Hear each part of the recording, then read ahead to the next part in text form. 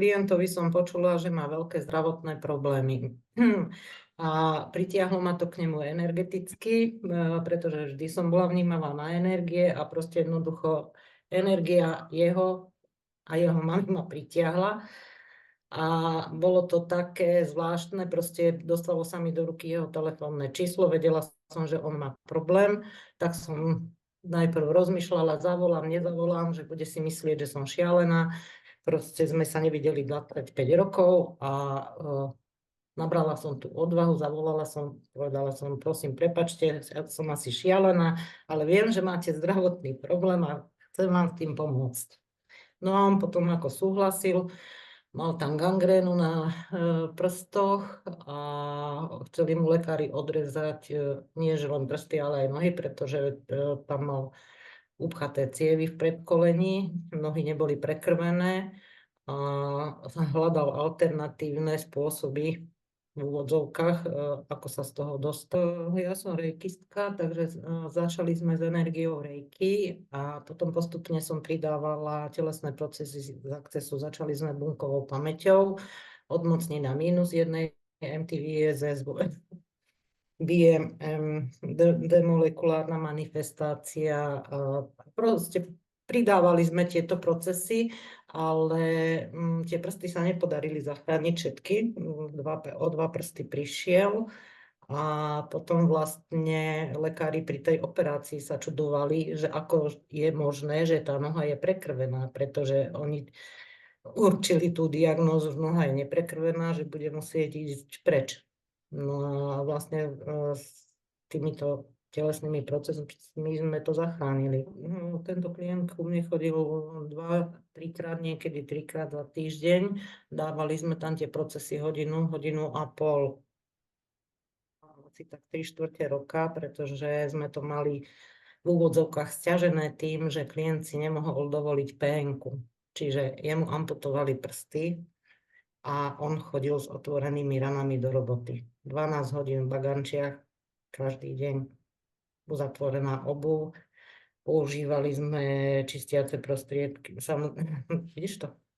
Používali sme na lokálnu terapiu prípravky z lekárne, aby to bolo dezinfikované a 2-3 krát do týždňa sme dávali telesné procesy, či už to bolo MTVSS, bunková. Proste klient je veľmi vnímavý na energie a súhlasil s týmto celým postupom a zaujímavé na tom bolo, že nebral ani žiadne lieky, ani antibiotika, ani nič. Proste jednoducho používali sme iba prípravky z lekárne na lokálnu terapiu a telesné procesy z akcesu. Uzdravovanie s pomocou energií sme začali, myslím si, koncom februára. Niekedy v polovičke alebo koncom marca bolo, že mu amputovali 2 prsty a kúsok palca a vlastne potom nastávalo to fyzické liečenie. Ale samozrejme, každé ochorenie je psychosomatické, takže vyplavovali sa tie nespracované emócie, city, pocity, ktoré mal z minulosti. A tiež sme to riešili odriekavaním, alebo teda čistením, čistiace frázy, čistiace prostriedky z akcesu sme používali. No a postupne on začal prehodnocovať svoj život. Proste tam bolo také, že uvedomoval si, že koľko chýb urobil a že už nechce žiť takýmto spôsobom a on sa úplne otočil. Ľudia v jeho okolí ho nespoznávajú, je z neho úplne iný človek, naozaj. Malo veľmi veľký vplyv, pretože ja ako keby som sa umocňovala alebo ukotvovala v tých energiách.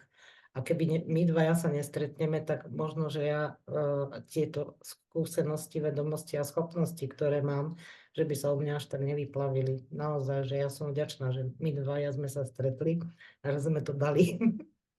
Procesy z akcesu sú fakt naozaj úžasné. Každý má svoju vibráciu, energiu a každý pomáha určitým spôsobom. Každý deň mi sem chodia ľudia na ležanie, poviem v úvodzovkách, že ležanie, pretože hodinu tu ležia a prídu sem s určitým problémom a ja si tak poviem, že dobre, tak tento proces a keď si ten človek ľahne na to lehátko, to telo si vypýta úplne iný proces, ale funguje to naozaj, že odchádzajú odtiaľto spokojní, uvoľnení, pretože samozrejme čistiace vety používam, odriekávame si entity obyvateľov a osobnosti a oni to naozaj fyzicky to cítia, že niečo v tom tele sa oddeluje a odchádza to.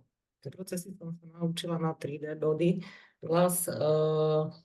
Naučila som sa ich všetky, používam ich všetky v praxi a nadchlo ma to tak, že kúpila som si licenciu a robím kurzy týchto telesných procesov. Tieto kurzy sú 3-hodinové, získajú ľudia certifikát a samozrejme ich naučím tento konkrétny telesný proces, ktorý si vyberú, tak ich naučím spúšťať.